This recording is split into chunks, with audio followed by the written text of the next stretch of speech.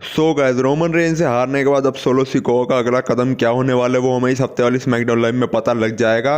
और जैसा कि मैंने आपको शॉर्ट वीडियोस में बताया था कि अब हमें बैड ब्लड लाइन के अंदर दरार देखने को मिलेगी, तो उस दरार की शुरुआत इस हफ्ते वाली स्मैकडाउन लाइव से ही हमें देखने को मिल सकती है। क्योंकि अब सोलो सिकोआ अब मतलब ट्राइबल कॉम्बैट मैच तो हार चुके हैं, उनके हाथ से ऊला फाला माला भी चली गई जो अब रोमन रेंज के पास आ गई है। तो ऐसे में अब सोलो सिकोआ फिर ट्राइबल चीफ नहीं रहे जो इतने टाइम से वो ट्राइबल चीफ बने घूम रहे थे, लगभग रेसलमेनिया 40 के बाद से ही।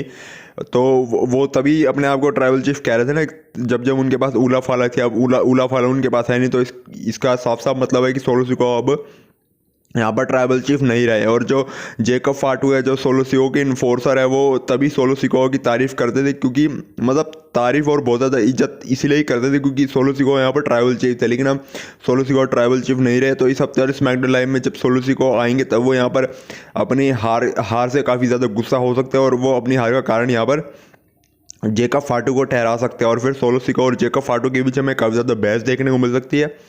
और जो मैं आपसे कह रहा था कि सोलो सिकोआ और जेकब फाटू के बीच हमें दरार देखने को मिलेगी, वो दरार इस हफ्ते स्मैकडाउन लाइव से हमें देखने को मिल सकती है।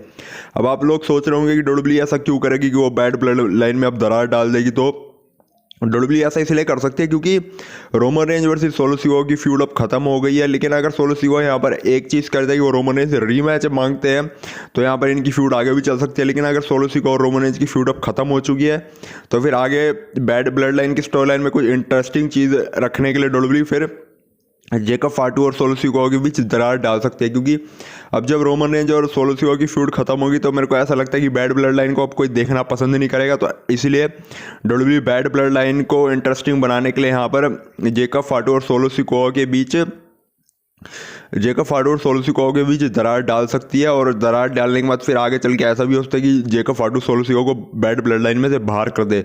आपके इस बारे में क्या थॉट्स है मुझे कमेंट सेक्शन में ज़रूर बताना। बाकी ऐसी वीडियोस के लिए चैनल को सब्सक्राइब कर लो और नोटिफिकेशन बेल को भी ऑल पे कर लो। तो मिलते हैं नेक्स्ट वीडियो में।